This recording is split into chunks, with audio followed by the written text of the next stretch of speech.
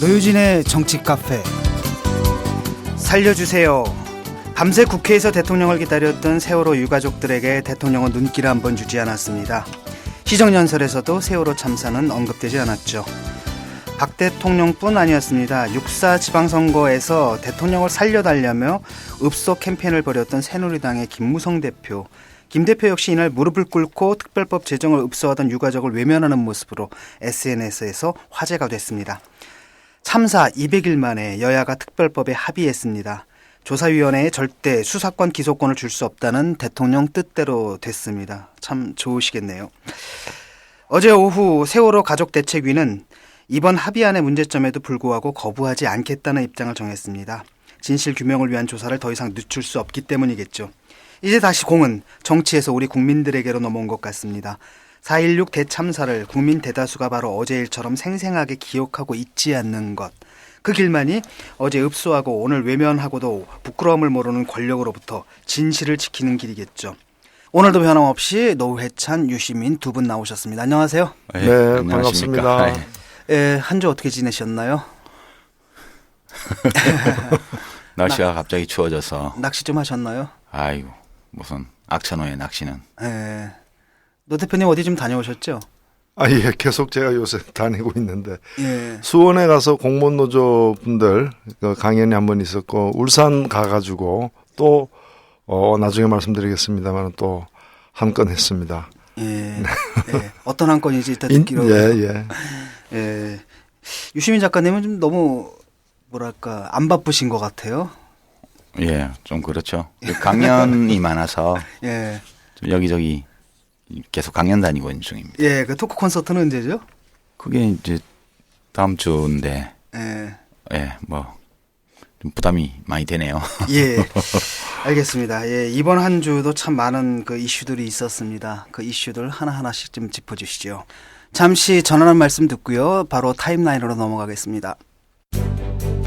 안녕하십니까. 정의당 원내대표 심상정입니다. 얼마 전 국정감사 기억하십니까? 새누리당 정권의 천문학적인 국부유출 자원외교 실태를 고발한 정당, 또 공안기관이 주도한 사이버 사찰의 전모를 여론의 심판대에 올린 정당, 청년 여성 비정규직의 쪼개기 계약 실태를 고발한 정당, 바로 우리 정의당입니다. 헌법재판소는 국민의 평등권 실현의 방향으로 선거구제 개편을 명했습니다. 선거법 전면 개정으로 소모적 대결 정치, 기득권 편향 정치를 혁신해서 희망 정치의 시대를 열어가겠습니다. 정치 카페 청취자 여러분, 정의당의 당원이 되어주십시오. 노회찬, 유시민, 진중권이 평당원으로 활동하는 정당, 말이 통하는 정치를 꿈꾸는 우리 정의당은 따뜻한 복지국가를 만들어 나갈 것입니다. 감사합니다.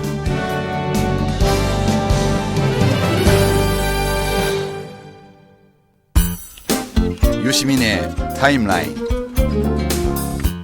예, 오늘 타임라인은 두 가지 준비를 했습니다. 첫 번째는 우리 지난 방송 녹음하고 있을 때 위독한 상태이셨다가 녹음 끝나고 얼마 지나지 않아서 유명을 달리하신 가수 신해철 씨의 죽음, 갑작스러운 죽음, 그 사건의 재구성을 한번 정확하게 해보려고 그러고요. 두 번째는 헌법재판소에서 지금 국회의원 선거구 인구 편차가 너무 심하다고 해서 2대1을 넘어가면 헌법에 위반된다라는 결정을 내렸는데요. 그 내용을 좀 정리해보고 향후 이것이 우리 정치에 어떤 변화를 가져올 수 있을지 함께 짚어보도록 하겠습니다. 먼저 신해철 씨의 죽음을 재구성해보는 시간인데요. 예. 우리가 지난주에 이제 경위가 좀 의심스러워 보인다. 그 스카이 병원에서 무슨 수술을 했는지 모르겠다. 그리고 의료 사고 가능성이 있다. 이런 이제 판단을 했죠. 예. 오늘은 좀 더 정확하게 짚어보겠습니다. 우선 그 사망 원인을 중심으로 해서 인과관계의 재구성을 해봤는데요. 그 아산병원 발표에 따르면 신해철 씨의 직접 사인은 허혈성 뇌손상인데요. 이건 이제 혈액하고 산소 이런 것들이 뇌에 공급되지 않아서 뇌 조직이 괴사해서 사망한 것이다. 이런 발표입니다. 그러면 왜 그런 직접 사인이 생겼는가, 왜 뇌손상이 됐는가는 심정지 때문이죠. 심장이 멈췄기 때문에 공급이 안 된 거고요. 그럼 심정지가 왜 왔느냐가 문제인데, 이 심정지와 관련해서 그 아산병원 발표에 따르면 10월 22일 날 막 그 신해철 씨가 아산병원으로 이송되어서 긴급 수술을 받은 후에 나온 거죠. 지난주에도 말씀드렸는데요. 복강 내 장유착 및 장 손상 확인, 장 절제 및 유착 박리술 시행, 그다음이 심장 관련인데요. 흉부외과와 협진해서 심막을 열어주는 응급 배액술 및 세척술을 실시하고 개방복부 상태로 수술을 종료했다. 이렇게 돼 있습니다. 근데 청취자들이 들으시면 이게 무슨 말인지 잘 모르실 거예요. 이렇게만 들어갔고는. 예, 문제는 그 왜 심막을 열었느냐. 그러니까 우리 심장은 막이 2개가 있어요. 심장을 둘러싼 막이 있는데 안쪽에 심장벽에 붙은 막이 있고 한 겹의 막이 더 있습니다. 심막을 열었다는 것은 그 2겹의 심막 가운데에서 바깥쪽을 절개했다는 얘기예요. 그리고 응급 배액술을 했다는 것은 액체를 뽑아냈다는 뜻입니다. 그러니까 액체가 차 있었다는 얘기네요. 그렇죠. 그러니까 2개의 심장막 사이에 액체가 차 있었다는 얘기예요. 그래서 이게 그 발표문에 보면 심장 압전 상태를 확인했다 이렇게 나오는데, 심장 압전이라는 것은 2개의 심막 내부에, 그게 주머니처럼 돼 있거든요. 그 심낭에 액체가 들어간 거예요. 심장 압전은 일반적으로 그렇게 이제 표현하는 건데. 액체와 가스. 그거는 이제 심막 기종이라고 그래서 약간 달라요. 그 안에 뭐가 들어가면 이게 압력이 높아져서 심장이 압박을 받아서 심정지가 일어날 수 있습니다. 근데 여기에 보통은 혈관에 문제가 있어서 혈액이 고이게 되면 이게 전형적인 심장 압전이고요. 거기 가스가 들어가면 그게 이제 심막 기종인데요. 지금 나타나고 있는 걸로 보면 이 심막 안에 액체와 가스가 다 들어가 있었던 걸로 보여요. 그러니까. 예, 그렇게 됐고요. 그러면 이 심정지를 일으킨 심장 압전, 그러니까 두 겹의 심막 사이에 액체와 가스가 들어간 게 왜 들어가냐? 원래는 이 심막에는 구멍이 없기 때문에 들어갈 수가 없어요. 훼손되지 않는 한은. 그럼 거기 들어간 것은 장유착이 확인되었기 때문에 장에서 나온 가스, 그리고 이제 소화액 등등의 체액, 이런 것들이 심막 속으로 들어간 거죠. 이 이야기는 심장을 둘러싸고 있는 막, 바깥쪽 막에 뭔가 훼손이 있었다는 거예요. 기스가. 그게 아주 작은 거였기 때문에 나흘간에 걸쳐서 계속해서 그게 올라간 겁니다. 근데 이 장과 우리 복부와 흉부 사이에는 막이 하나 더 있거든요. 횡격막이요. 그래서 일반적으로 장협착이 일어나고 그것이 진행이 되어서 장괴사나 혹은 장천공이 일어나면 거기서 가스와 액체가 나와서 이 횡격막을 들어 올리게 돼 있어요. 그러면 이게 이제 이때까지는 복통인데 횡격막을 들어 올리면 흉통이나 혹은 어깨 쪽 통증으로 느껴지게 됩니다. 그러니까 횡격막을 뚫고 액체하고 가스가 올라간 거예요. 횡격막도 손상이 있었을 수가 있고요. 심막 손상은 좀 더 심각한데 이 경우는 자연적으로 거의 안 일어나기 때문에 수술 후유증으로 일어나는 경우가 꽤 있습니다. 메스가 닿았거나 이렇기 때문에 결국은 장에서 분비된 가스와 액체가 횡격막을 뚫고 심막 바깥쪽으로 스며들어서 그 안으로 계속 유입됐기 때문에 이 되게 60cc 이상 정도의 가스나 액체가 들어가게 되면 심정지를 일으킬 수 있다고 그래요. 그러니까 지금 이렇게 보면 결국은 장천공 또는 장괴사에서 시작된 것이 횡격막을 통과해서 심막을 통과해서 이제 심낭에 들어가서 심장 압전을 일으켰고, 그 심장의 압력이 높아지면서 심정지가 왔고, 심정지가 왔기 때문에 뇌 혈액 공급이 중단되었고, 그것이 이제 그 뇌손상을 불러온 걸로 이렇게 인과관계상으로 명확해 보여요. 이게 전문 지식이 없다 하더라도 이 과정을 보면 이게 명확합니다. 이제 그다음 문제는 왜 일어났느냐, 이 장천공이 이 문제예요. 처음에 10월 17일 날 신해철 씨가 복통 때문에 병원을 간 거거든요. 이 복통이 경미한 장유착, 그러니까 장을 둘러싸고 있는 장막과 창자, 장의 이 붙는 거, 이게 유착이고요. 장이 자체가 들러붙는 거, 이게 협착, 그런 폐색, 맡기면 폐색이에요. 이제 그것이 무엇 때문에 처음의 복통이 무엇 때문이었는지는 불명료한데요. 어쨌든 복통이 있어서 갖고 그다음에 스카이 병원에서 수술을 했는데 장유착 박리술을 했다고 그래요. 그러니까 장과 복막이 들러붙은 걸 뗐다는 얘기죠. 예. 그리고 이제 위를 접는 수술을 했다 안 했다 지금 이야기가 많은데요. 예. 하여튼 이 과정에서 장의 손상이 갔을 가능성, 또 아울러서 위주름 수술, 위주름 성형인지 했는지 안 했는지 지금 이야기하지 아직은 좀 엇갈립니다만 예, 유가족하고 예, 병원 이런 것들을 하는 과정에서 횡격막과 심막을 건드렸을 가능성을 배제할 수 없다 이렇게 이제 현재로서는 얘기해야 되겠네요. 예. 그러니까 결국은 복통에서 시작된 징후가 결국 그 지금 진료 기록을 보면 계속해서 며칠간 흉부로 옮아가는 통증을 호소한 걸로 나오잖아요.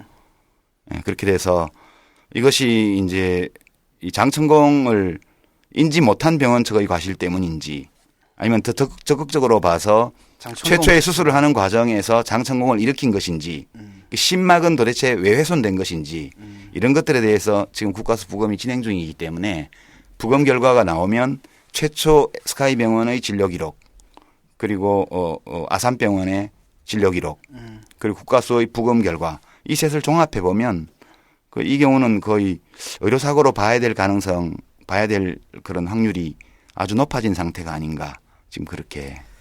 예, 그런 차에 이제 SBS에서 어제 8시인가 이제 보도가 났는데 네. 그러니까 CT 그 신해철 씨가 병원에 와가지고 CT 처음 찍었을 때 네, 첫 CT에서는 장천공이 없다. 나타나지 않았다라는 전문의들의 소견이 있었다. 네. 그러면 이제 수술하는 과정 속에서 이제 장천공이 생겼을 가능성이 크다. 이제 이렇게 지금 얘기가 되고 있는 것 같은데 사실 뭐 장천공이 있든 없든 간에 성공이 있다는 사실을 모른 것 자체가 일단 병원 측의 과실인 것 같고. 그렇죠. 근데 이제 장천공만으로 죽지 않아요. 장천공이 되면 복막염으로 가거나 그다음에 복부에 가스가 이제 차서 복부 팽만으로 인한 통증이 횡격막 통증이 오거나 그런 것은 진료해서 치료하면 거의 다 치료할 수 있는 건데요. 직접 사인인 이제 그 뇌손상의 직접적인 원인이 심장 정지니까. 예, 심정지였고요. 심정지의 직접 원인이 그 심장 앞전 또는 심막 기종 그러니까 이 심막 사이에 액체와 가스가 들어간 거였기 때문에 그 이 심장마비 심정지가 온 것은 그 복부의 통증 내지 이 장천공과는 필연적 인과관계는 없는 거예요. 예, 그래서 좀 다각도로 이 원인을 규명해 봐야 될 것이다. 예, 그렇게 지금까지 나온 정보로는 그렇게 보이고요.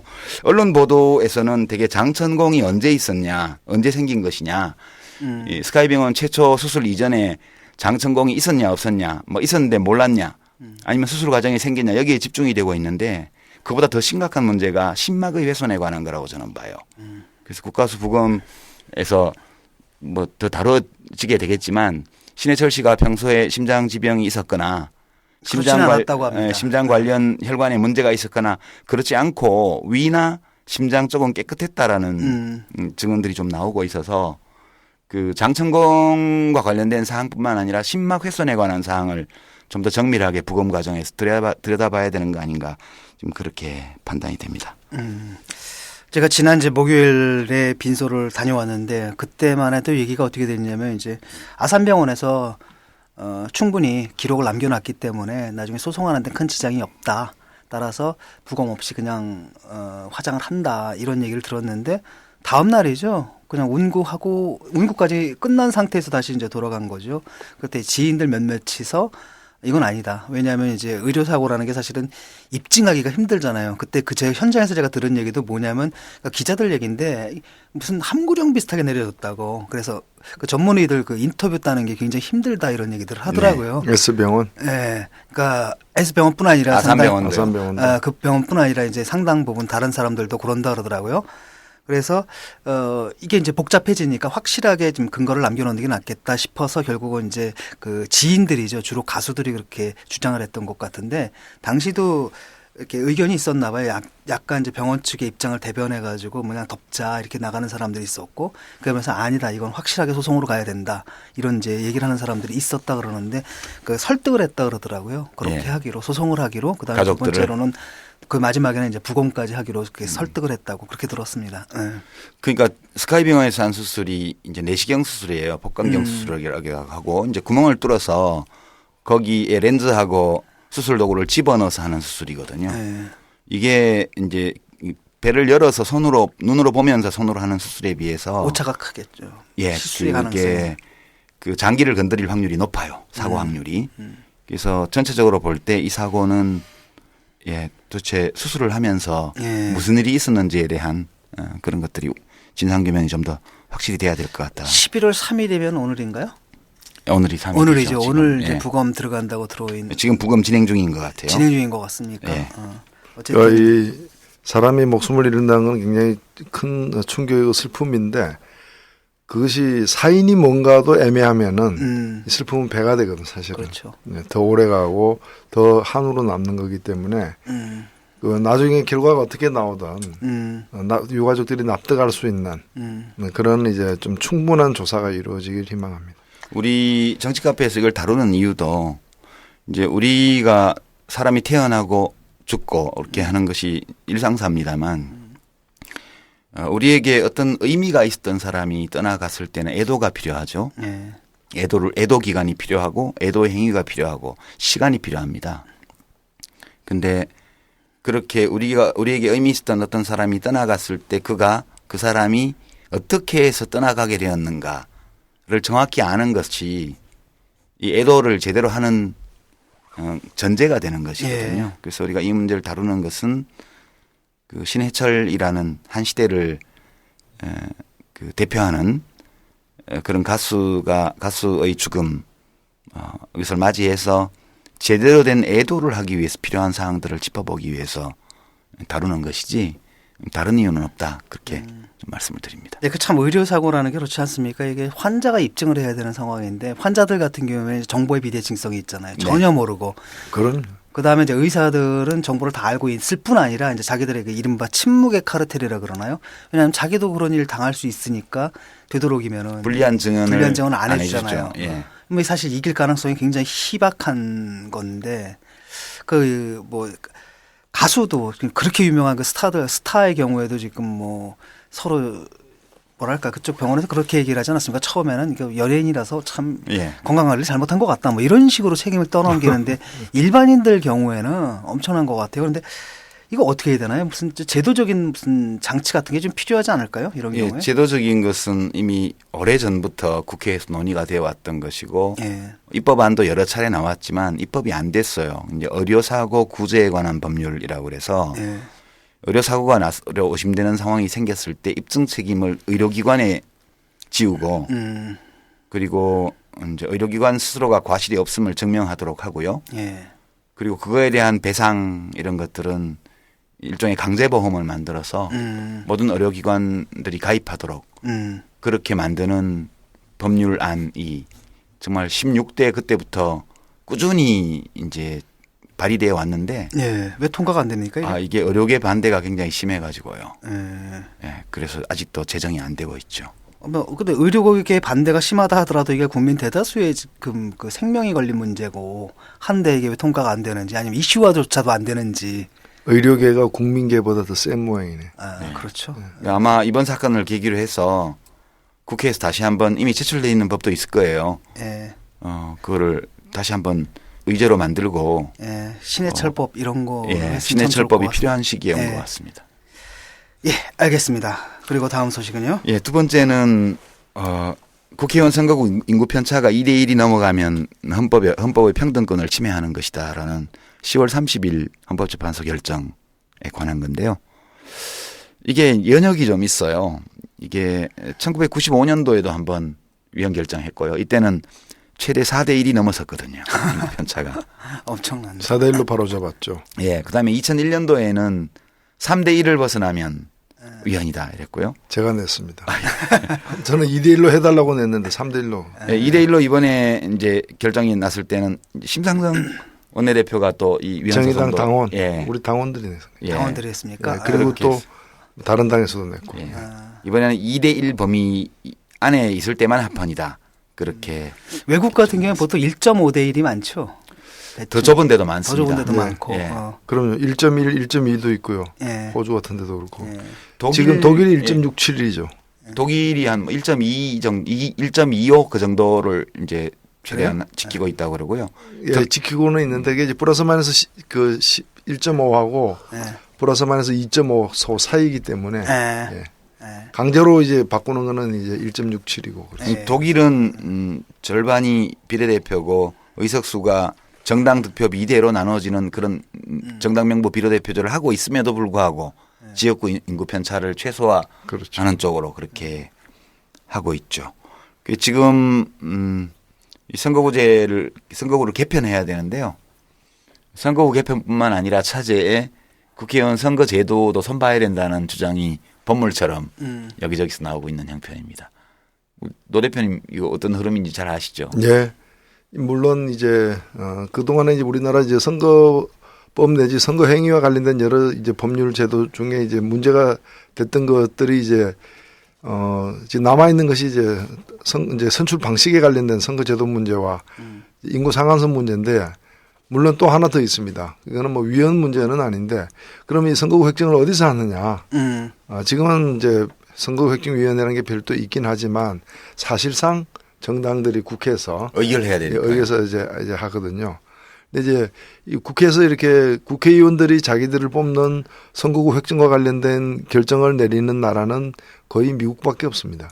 미국은 주마다 그것이 방식이 다르기 때문에 주에 맡겨놓으니까 이제 결국 주에서는 주의회가 하는 걸로 됐는데 나머지 뭐 대부분의 나라들은 이제 좀 중립적인 그런 이제 전문 기관에서 하는 거거든요. 그래서 이번에도 제일 먼저 문제가 될 것은 이 선거구 획정을 갖다가 관례대로 국회의원에게 맡길 거냐 아니면 여기서 개혁을 한번 할 거냐 이게 이제 첫 번째 단초에 해당되는 것이고 두 번째는 이렇게 되면 이제 많은 걸 고치게 사실 되는데 그렇다면은 이제까지 우리가 밀린 숙제처럼 되어 왔던 선출 방식과 관련된 문제, 뭐 소선거구 다수 대표제를 그대로 유지하느냐, 이게 선거구 인구수만 조정해서 그대로 유지하느냐, 아니면 뭐 중대 선거구 혹은 뭐 독일식 정당 명부 비례대표제, 뭐 권역별 비례대표제를 포함해서 네, 도농복합 선거구제도 얘기 나오고 있고. 네, 그렇죠. 뭐 그런 이제 진짜 이 가장 큰 기득권이라고 볼 수 있는 국회의원 선거제도와 관련된 수술을 할 거냐 말 거냐 이런 이제 기로에 지금 놓여 있는 상황입니다. 이것과 관련해서 국회의원 정수를 늘리자는 주장도 일부 나오고 있는데요. 예. 그건 이제 헌법 개정을 해야 되는 상황이라서 우리 헌법에 300인 이내로 한다고 돼 있으니까. 네, 사실은 그 학자들 속에서는 300인 이내가 그 이제 수학적 규정이 아니라 예. 그렇기 때문에 그 뭐 300인 넘어가도 된다라는 주장도 있긴 있습니다. 그런데 이제 대개 이제 국민들의 법 감정상 이제 그 정도까지 이제 구체적으로 되어 있으면 헌법까지 고쳐야 되는 게 아니냐 이런 주장들이 꽤 설득력을 얻고 있기 때문에 사실은 헌법을 고친다면 손봐야 될 것 중에 하나가 이런 부분이죠. 지금 어떻습니까? 이제 인구 대비 국회의원 수가 우리나라가 많은 편은 아니죠, 사실. 세계 평균으로 OECD 국 나라들 평균으로 하면 우리나라 지금 인구 대비해서는 500에서 600명까지 늘어야 다른 나라하고 비슷한데 우리 국민들이 굉장히 이제 정치권에 대한 불신이 예. 너무 커가지고 기절초풍할 숫자죠. 그렇죠. 300명 가져도 독일이 인구 괴롭다. 8천만인데 지금 600명이거든요. 네. 그렇군요. 독일 비율로 한다면 우리는 대개 한 450명 그 정도가 될 텐데요. 지금 현재 선거구에서 보면 경북 영천이 제일 적은데요. 10만 600명이에요. 제일 많은 데는 인천 서구 강화 갑. 그러니까 서구 절반에다가 서구에다가 강화를 쪼개서 붙인 건데 여기가 34만 8천 명. 뭐 1대 3이 넘네요, 그럼. 그러니까 이게 지금 3배가 되는 거죠. 3배가 넘습니다. 현재. 왜냐하면 대표는 획정한 지가 3분의 1밖에 안 되는 거 아니에요? 획정한 지가 1밖에. 벌써 한 2년, 3년 정도 이렇게 지났기 때문에요. 그렇게 됐고.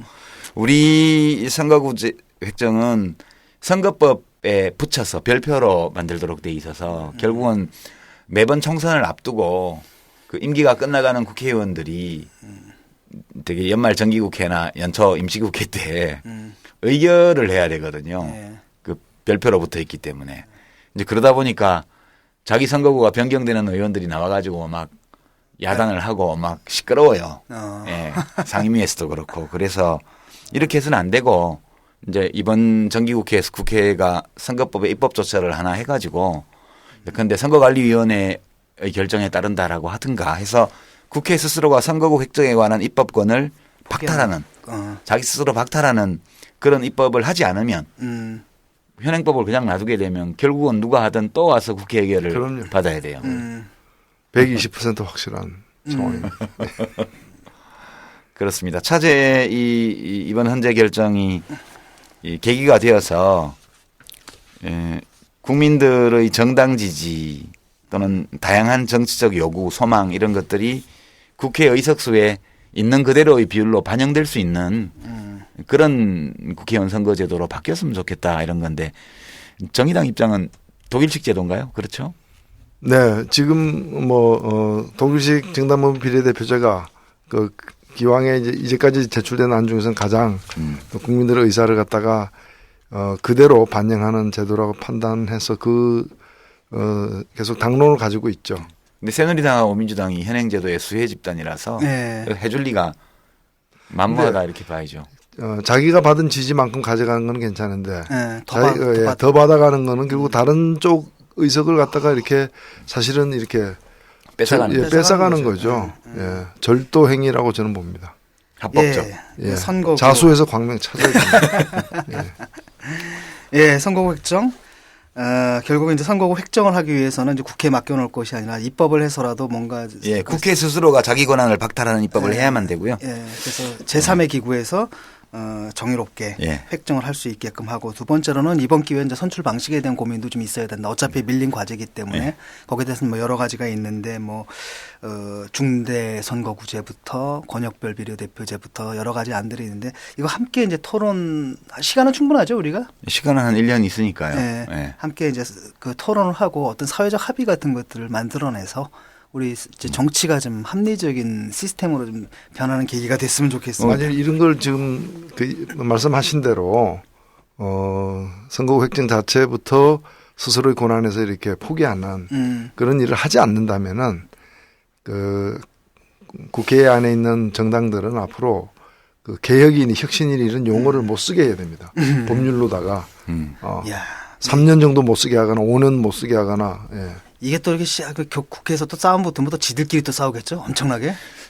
또 볼만하겠네요. 또. 제가 이거 관련해서 말 나온 김에 좀 엉뚱한 얘기 같지만 어린이 투표권 문제도 한번 다뤄봤으면 해요. 왜 그러시죠? 아니 역사학자 김기엽 선생이 얼마 전에 그런 한 반년 전인가요? 그런 칼럼을 쓰셔서 저도 좀 엉뚱하다 싶었는데 생각해 보니까 우리 보통 선거, 직접 선거, 비밀 선거, 평등 선거인가요? 그거는 이제 투표를 어떻게 하느냐와 관련된 거잖아요. 이 보통 선거의 원리를 어떻게 구현하느냐는 문제와 관련이 돼 있어요. 우리가 지금 투표 연령이 19세로 돼 있죠. 근데 애들은 왜 투표권 안 주냐는 거예요. 애들은 그건 이제 간접 선거 때문에 안 된다는 거 아니에요? 간접 투표 때문에 그렇죠. 부모들이 대신해 주니까. 근데 간접 투표권이라도 참정권이 있는 게 낫지. 지금처럼 19세 이하는 19세 미만은 전부 다 투표권 자체를 참정권 자체를 부정해 버리는 이거보다는 그 모든 사람에게 투표권을 다 주고 참정권은 헌법상의 권리니까 나이가 어리다고 그걸 뺏는 거는 부당하다. 그리고 그 투표권을 직접 행사하느냐 아니냐는 각 가정의 결정에 맡기는 걸로. 이 정도 해야 지금 말로만 가족 친화적인 정책이니 이렇게 하지 말고 실제로 이렇게 다 주자는 거예요. 저도 처음에 엉뚱하다 싶었는데 말을 듣고 보니까 아니 직접 투표를 못 한다고 해서 투표권 자체를 없애버리는 거는 그건 더 나쁜 거 아닌가? 그런 생각도 좀 들어요. 엉뚱한 얘기 같지만. 꼭 마냥 엉뚱한 얘기만은 아닌 것이 또 좀 세부적으로 들어가면은 모순도 상당히 많습니다. 지금 19세 원래 20세가 이제 만 19세로 됐잖아요. 군대는 보내면. 근데 이게 만이라는 게 자기 생일이 돼야 되거든요. 근데 이제 선거 같은 게 이제 보면은 예를 들면 국회의원 선거는 4월 달에 있는 경우가 많지 않습니까? 그러면은 사실은 대부분의 경우에 한 80%는 대학교 2학년이 되어야 선거권이 만 19세로 돼가 있고요. 그러다 보니까 예를 들면 만 18세는 없잖아요. 선거권이. 예, 없죠. 근데 만 18세가 국가보안법 위반하면 어떻게 되는 줄 아십니까? 잡혀가죠. 잡혀갑니다. 그러니까 예를 들면 반국가 행위를 했다. 그러니까 반국가 행위를 할 능력은 있는데 투표할 능력은 투표할 없어. 능력은 없다 이거죠. 예. 그리고 더 가관인 것은 공무원이 되는 나이가 18세예요. 그러니까 공무를 담당할 수는 있는데 투표할 투표권은 능력은 없어. 없어요. 더 재미있는 것은 선관위에서 이 선거 때 보면 자원봉사자를 갖다가 뽑아요. 청소년도 뽑아. 예, 자원봉사자를 18세부터 뽑아요. 네. 그러니까 부정선거 감시할 능력을 내는데 후보를 선택할 자격은 안 된다라는 거죠. 예. 예. 말 안 되는 게 참 많아요. 저는 그 영세부터 태어나면서부터 어린이 투표권을 다 주자. 그게 대한민국을 좀 더 낫게 하는 방법 아닌가? 말로만 맨날 무슨 뭐 출산 장려 정책이니 하지 말고 아예 애 10명 있으면 미성년자 10명 있으면 투표권 11개 주는 거야 본인까지 엄마한테. 그럼 출산 장려책도 되네. 그럼 아니 그게 우리 정치 과정이라는 게 결국은 유권자의 선택으로 움직이는 건데 지금처럼 애들 키우기 힘들게 해놓고 맨날 말로만 가족 친화적인 거 애 키우기 좋은 거 이렇게 얘기하지 말고 실제 이렇게만 하면 애 키우기 좋은 나라로 금방 가요 대한민국이. 예, 알겠습니다. 하여튼 거기까지 하죠. 호빵맨 제가 그 캐릭터 많이 사용해야 되겠는데. 왔다지. 어린이에게 아주 가장 급진적인 아닌 것 같아요. 예. 어린이에게 참정권을. 그러니까 모든 투표권을. 인간에게 모든 국민에게 투표권을. 예, 그래야 언젠가 우리가 뽀로로가 대통령이 되는 그렇지. 그날을 기대해 보겠습니다. 자, 다음 코너로 넘어가겠습니다. 노회찬의 카페 인터뷰.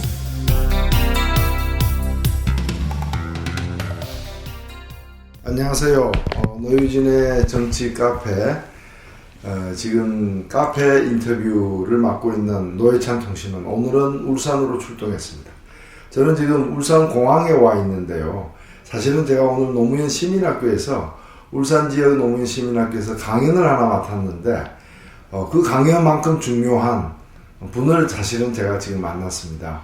바로 지금 인근에 있는 월성 원자력 지금 재가동을 앞두고 이 문제에 대해서 심각한 문제 제기를 하고 있는 월성 1호기 재가동 반대 대책위원회의 김성환 부위원장님을 지금 울산에서 만나고 있는데 안녕하세요. 예, 안녕하세요. 네, 김성환 부위원장님. 지금 그러니까 월성 1호기 근처에 살고 계신가요? 최인접 지역에 살고 있습니다. 그 월성 1호기와 사시는 곳이 거리가 어느 정도 됩니까? 월성이 1호기하고는 한 1km 조금 넘고요. 1km? 예. 그럼 눈으로 보이겠네요. 저희 집 앞에서 자고 일어나서 눈 뜨면은 월성 1, 2, 3, 4호기가 도움이 다 보입니다. 아, 1, 2, 3, 4호기 그 예. 지붕, 예, 둥글리는 예. 지붕 예, 다 예. 보이는 곳에서 살고 계신다, 예. 이거죠. 근데 사실은 그 옆에 또 지금 핵 폐기물 그 방패장 그렇죠. 또 집 공사하고 있는 데가 예. 바로 그 부근이죠. 예, 예. 네. 사실 지금 월성에는 앞으로 지금 이제 가동하기 위해서 새롭게 짓고 있는 신월성. 예. 그것도 2개인가요? 예, 1, 2호기 2개입니다. 그러면 그게 완성되면 모두 6개가 이제 있게 되는 거죠. 그렇죠. 6개가, 예. 그래서 살고 계시는데, 지금, 제가 듣기로 그 살고 계신 그 예. 양남면, 예. 그 지역 주민들께서 한 70여 명이 예. 8월 달부터 이렇게 농성을 하고 계시다는. 예, 예. 그렇습니까? 예, 예. 8월 언제부터죠? 8월 25일부터. 25일부터. 예. 어떤 문제 때문에 농성을 시작했습니까? 그 농성을 시작하게 된 거는 신월성 1호기 재가동 문제 반대를 목적으로 예, 했고요. 예. 그러다 보니 그렇게 하다 보니까 우리가 월성 원자력에다가 신월성 재가동 불가하다는 걸 이야기를 했고, 또 우리가 경제가 너무 나빠졌으니까 후쿠시마 사고 이후로 경제가 너무 나빠졌으니까 우리 지역에 그 지역에 살기가 곤란하니까 우리 이주시켜 달라는 이야기를 시작하게 된 거죠. 월성 1호기가 먼저 만들어진 게 몇 년도죠? 93년도입니까? 그죠. 아, 83년도. 83년도. 그렇죠. 예. 월성 1호기가 우리나라에서 두 번째로 예. 빨리 만들어진 원자력 발전소, 핵 발전소고 1983년도에 만들어져서 예. 사실은 2012년이면은 만 30년이 되어서 원래 이것이 이제 설계 수명이 다 하는 상황이죠. 예. 2012년 11월이. 예. 그런데 사실은 그래서 이걸 갖다가 좀 이제 재건축하듯이 이걸 또 손을 더 봐서 수리를 해가지고 10년을 더 연장하는 문제가 지금 원전 재가동 문제인 그렇죠. 건데 지금 이제 한 5천억 이상 돈을 들여서 수리를 했는데 예. 아직 재가동 되지는 않았고 예. 주민들은 심각한 여러 가지 문제가 있기 때문에 재가동하지 말고 그냥 문을 닫아라, 폐로하라. 지금 예. 그게 요구이신 거죠. 그렇죠. 그런데 지금 후쿠시마 사태 이후로 뭐 변화가 있습니까? 후쿠시마 사고 이후로 원전이 위험함을 깨닫게 되었고요. 네. 그 이후에 납품 비리 사고라든지 예, 여러 가지 한수원의 그 부정 사건으로 인해 가지고 지금 뭐 완벽하게 수리했다고는 얘기하지만 우리 지역 주민으로서는 신뢰를 할 수가 없는 거죠. 예. 사실 이 원전이 설계 수명이 2012년 11월까지인데 2009년도에 예. 그러니까 아직 설계 수명이 다 완료되지 않았는데도 2009년도에 수리에 들어간 게 사실은 여러 가지 이제 그 설비 문제가 많이 드러났기 때문에 빨리 시작된 거죠.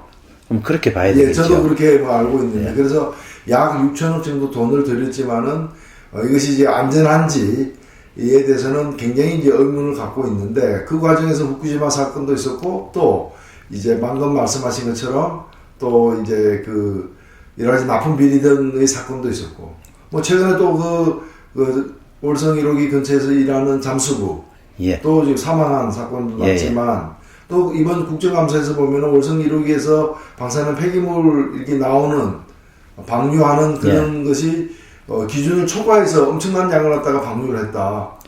그런 그런 보도를 봤습니다. 근데 실제로 이런 보도를 보면은 저게 사실일 거야라는 어떤 확신이 서십니까? 아니면 저는 사실이 아니라는 의심이 생깁니까? 한수원에서 안전하다고 이야기하는 말을 믿을 수가 없는 거죠. 최근에 건강과 관련해서도 무슨 조사가 있었죠? 저 몇 년 전에 우리 동네 이장이 네. 그 암에 대한 실태 조사를 하다가 중단을 했고요.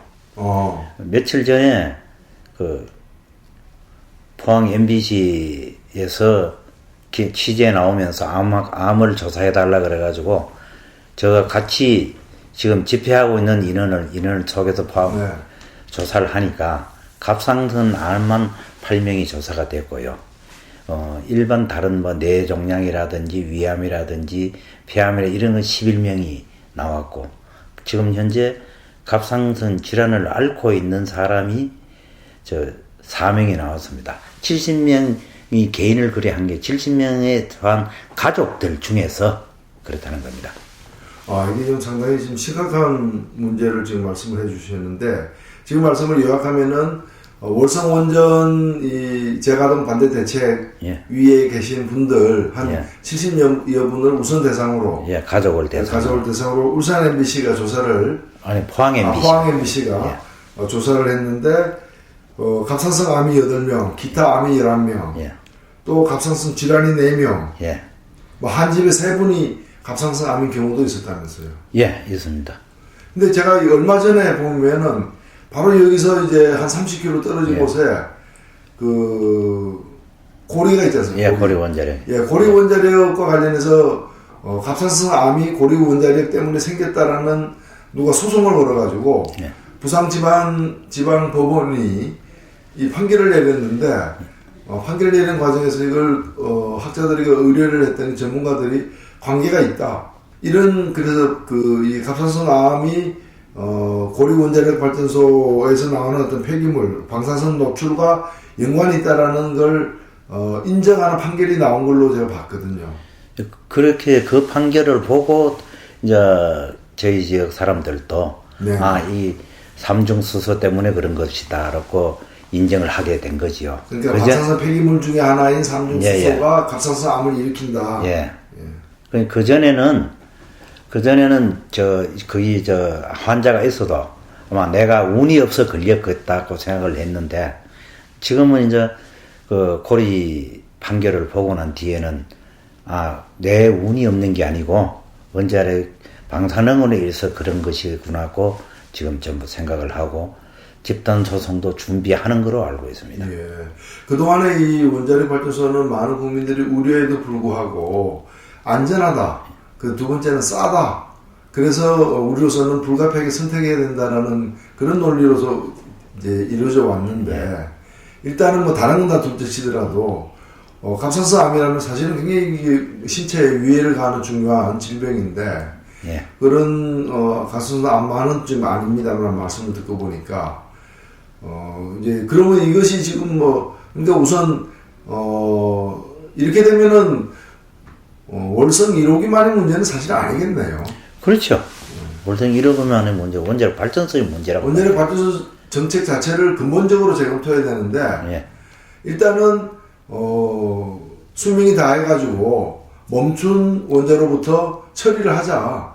이걸 재가동하는 식으로 가면은 모든 걸 다 재가동하게 되는데 이거 하나로부터 이렇게 폐로를 시켜가지고 점점 줄여나가자. 그런 좀 이제 지금 희망을 하고 계시는 거죠. 그렇죠. 근데 지금 거기 계신 분들만 지금 일단은 농성하고 계신 거예요? 가까운 데 있는 분들만? 그 가까운 데 있는 사람들도 전체가 아니고요. 지금 70의 일부가 하고 있는데요. 그 나머지 사람들은 뭐 관에서 하는 게 공기업이 하는 건데 우리가 뭐 그 계량가 바위 친다고 되겠느냐. 그 자포자기 하고 있는 그런 상태죠. 그렇죠. 뭐 엄청난 권력과 예. 또 이 자금을 가진 이제 기업이 하고 있는 일인데 예. 이걸 뭐 일반 평범한 주민 몇 사람이 예. 소리친다고 해서 달라질 게 뭐가 있겠느냐 자포자기 하는 그렇죠. 상황이죠. 그러면 그 지역에 뭐 국회의원이라거나 시의회 의원이라거나 좀 그런 데서 움직이지는 않습니까? 아직까지는 뭐 저희들인데 협조하는 상태는 아닙니다. 네. 그 전에 제가 강원도 얼마 전에 삼척 가봤더니 거기는 아예 삼척시장, 예. 삼척시 의원 전체가 지금 삼척에 이제 새로운 원전이 들어서는 데 대해서 강력히 이제 반대를 하고 있는 상황인데 앞으로 그러면은 그 어떤 계획을 갖고 계세요? 저희들은 지금 현재 그 1호기 반대를 하고 있듯이 원자력을 계속 반대하는 입장에 있고요. 앞으로도 계속 이제 진행을 그대로 할 거고, 그렇지 않으면은 뭐 저희들이 모든 국민이 그 전기의 혜택을 보고 있듯이 우리도 국민으로서 같은 혜택을 볼 수 있는 입장이 되게끔 다른 지역으로, 안전한 지역으로 옮겨주거나 아니면은 그걸 정화할 수 있는 방법이 있어가지고 적어도 다른 지역 사람들이나 똑같은 국민의 권리를 누리고 싶은 거죠. 그렇죠. 그걸 뭐 우리 국민으로서 뭐 헌법에 보장된 행복 추구권도 있는 것이고 또 다른 지역 국민과 다른 차별을 갖다 받아야 될 이유가 없는 것이고. 그렇죠. 지금 계신 곳이 이제 양남면 나리. 예. 양남에 주소 나리가 그 월성 원전이 있는 바로 그 입구죠. 예. 거기 뭐 지난번에 제가 그 뭐 TV 토론에 삼척 원전 때문에 이제 신규 원전 때문에 나갔더니 뭐 영덕이니 울진이니 그런데 아직도 회 먹으러 오는 사람들도 많고 뭐 아무런 지장이 없다라고 얘기하던데 사실 이 월성 원전 근처에 그 원자력 발전소 들어선 이후에 변화가 있습니까? 후쿠시마 사태 이후에 후쿠시마 사태 이후에 저도 들은 얘기입니다만도 일본 사람들이 거기 관광을 왔다가 횟집에 회를 예약을 해놓고 그 사람들이 왔을 때 주인이 여는 월성 원자력이 옆에 있다고 자랑 삼아 얘기를 했는데 그 사람들이 주문한 돈을 전부 지불하고 먹지 않고 그냥 갔답니다. 그리고 지금 현재 전에는 우리도 모르고 거기서 잡은 화르라고 회를 먹었는데요. 원자력을 알면 알수록 근처에 가고 싶은 생각이 없어지고 멀리 도망가고 싶은 심정이죠. 사람이 암이 걸리는데 그것 때문에 갑상선 암이 걸리는데 작은 물고기들이야 또 어떤 또 변화가 생겼을지 모르고 또 그걸 인간이 섭취하게 될 때 그렇죠. 그 방사능 물질이 이제 또 다시 체내로 이제 들어온다는 우려를 안 할 수가 없는 지금 상황이네요. 예, 이제까지는 원자력 관계자들이 원자력은 안전하다고 했기 때문에 무지한 촌 사람들은 우리는 그렇게 그 말을 믿은 거지요. 공기업이 하는 것이냐, 정부가 하는 것이니까 그 생각을 믿었는데 지금 와서 생각해 보면 완전히 속은 거죠. 그 자기네들은 저 삼중수소 농도 가지고 얘기를 하면은 자기네들은 뭐 엑스레이 한번 찍는 거 양도 안 된다 그러는데요. 뭐 저희들이 저희들이 생각할 때는 엑스레이 한번 찍고 2번 찍으려고 하면 어느 정도 기간이 지나야 엑스레이 촬영을 하지 않습니까? 그럼 우리는 미량이라도 계속 1년 365일 24시간 마시고 있다면은 그게 계속 축적된다면은 엑스레이 양과 비교할 수 없을 거 아니겠습니까? 그렇죠. 그러니까 그건 암에 대한 게 이게 맞구나 하고 전부 이제 확신을 갖기 시작한 거죠. 네, 이번에 사실 그 부산지방법원에서 판결로서 인정한 고리 원자력 발전소 부근의 주민들의 어떤 갑상선 암 발생 문제나 또는 월성 지금 1호기 예. 재가동 문제의 논란 속에서 지금 확인된 이 양남면 나리 지역 주민들의 이제 이 건강상의 여러 가지 문제들은 심각하게 그걸 받아들이거나 그 정부에서 그걸 믿기 힘들다면은 정부 스스로 나서서 이 피해나 역학에 관련된 조사를 갖다 해야 될 것 같습니다. 그 역학 조사를 해야 뭐 당연하지요. 예, 당연히 해야 되는 당연히 것이고 해야 되죠. 안전하다면 그걸 정부가 입증을 해야지. 그렇죠. 뭐 주민들이 위험이 있다는 걸 입증할 문제가 사실은 아닌 거죠. 우리는 할 수도 없는 거죠. 그렇죠. 그 비용도 들고 예. 하는 문제인데. 그럼 이 기회에 그 정부 당국에게 좀 가장 강력히 좀 요구하고 싶은 말씀을 지금 한번 들려주시죠. 조금 전에도 말씀드렸지만은 우리도 똑같은 대한민국 국민인데 대한민국 국민으로서 누릴 수 있는 행복 주권이라든지 자기 사유재산 보호를 할 수 있는 권리라든지 그런 걸 누리고 싶은데 우리는 그 누리지를 못하고 전기 생산을 해서 대한민국 국민이 다 혜택을 보지만 우리는 왜 그런 피해를 봐야 되는지 목이 메입니다. 예. 정말 말씀하시면서 목이 정말 메시는데 이 노유진의 정치 카페가 한 100만 명 정도가 사실 듣게 됩니다. 예. 그래서 지금 월성 원자력 발전소 재가동을 앞두고 어떤 일이 벌어지고 있는지 또 거기 인근에서 살고 계신 주민들은 어떤 지금 아픔과 고통이 있는지를 좀 쭉 말씀을 해주셨는데 마지막으로 청취자 여러분들께 당부 한 가지를 꼭 말씀해 주십시오. 제가 당부드리고 싶은 건요. 원자력 발전소가 위험하니까 앞으로 더 짓지 않고 네. 있는 거 그대로 폐기해 가는 쪽으로 가서 우리 같은 이 피해자가 다시 안 나타났으면 하는 바람입니다. 예, 정말 절절한 말씀을 간단 명료하게 확실하게 이렇게 말씀을 해 주셨습니다. 더 이상 짓지 마라. 그리고 이미 가동 중인 것은 하나씩 이렇게 폐기해 나가면서 새로운 에너지 대책을 세워달라라는 말씀이셨습니다. 제가 울산공항에 내리는데 그 기내 안내방송이 녹색 생태의 도시 울산에 오신 것을 환영합니다라는 얘기가 들렸어요. 예. 근데 제가 생각해 보니까 울산에서 남쪽으로 30km 가면은 원전이 핵발전소가 10개가 있습니다. 고리에. 예. 그리고 북쪽으로 또 30km 가면은 월성에 또 6개가 예. 이미 만들어진 건 4개하고 새로 짓는 건 2개에서 이 모두가 반경 50km, 60km 안에 지금 보면은 16개의 핵발전소가 있는 핵 밀집 지대에서 녹색 생태가 과연 우리의 희망일 수 있는가? 이제 원전 정책의 근본적인 전환을 생각해야 될 때가 된 것 같습니다. 이상 울산에서 노회찬 통신원이 말씀드렸습니다. 감사합니다. 감사합니다. 예. 저희가 뭐 또 울산으로 이번에 또 통신원을 특파했습니다. 국내외로 정신이 없으신 것 같아요. 영국으로 일본으로 울산으로. 예, 겸사겸사해서 지금. 예. 근데 이분도 참 대단하신 것 같아요. 이거 딱 상쾌한 아침이구나 하면서 딱 일어나가 창문을 딱 열었는데 원전 도움이 4개가 하나 둘셋넷 그런 환경에서 그 4개 옆에 뭐가 있는지 아십니까? 뭐 있습니까? 그 4개의 원전돔 바로 옆에 예. 경주 방패장이 있습니다. 양남. 예. 양남면. 그래서 양남면. 예. 예. 바로 여기입니다. 거기서 바로 넘어가면 간포 그 대왕암 맞습니다. 있는데요. 거기 예, 넘어가면 대왕암이에요. 지금 네. 가을 달풍이 좋을 때인데 그 고갯길이. 그렇습니다. 예, 주거 환경이 뭐 이게 이 정도면 뭐 기네스북에 올라올 그러니까 올라도 이분은 될 거기 정도로. 사시면서 이제 자영업을 하고 있는 분인데 점점 마을이 이제 황폐해지는 거죠. 예. 그 공사를 할 때만 하더라도 공사장 인부들이 또 이렇게 밥도 사 먹고 뭐 이러면서 좀 들썩였는데 이제는 이제 뭐 외지에서 찾아오는 사람도 없고 그렇죠.